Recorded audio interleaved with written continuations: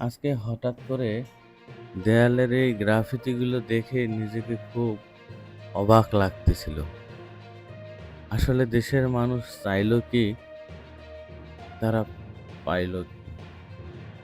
আজ থেকে ঠিক ১ বছর আগে দেশকে ফ্যাসিবাদ মুক্ত ও ত্রাসের রাজত্ব মুক্ত করতে দেশের মানুষ তার সর্বোচ্চ দিয়ে এই ফ্যাসিবাদকে দেশ থেকে বিতাড়িত করে এবং দেশের জনগণ তাতে সাহায্য করে।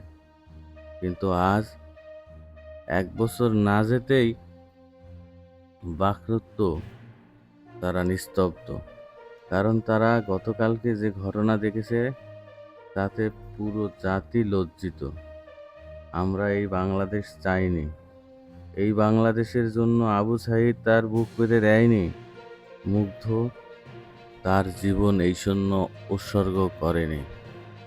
আসলে আমরা জাতি হিসাবে কতটুকু সভ্যতায় পড়ে আছি? প্রশ্ন রইল আজকের এই প্রশাসক মহলে, প্রশ্ন রইল দেশের শাসক মহলে। তারা কি আদৌ বাংলাদেশকে বাঙালি জাতি হিসাবে আমাদেরকে বিশ্ব দরবারে একটু উঁচু স্থানে নিয়ে যেতে পারবে?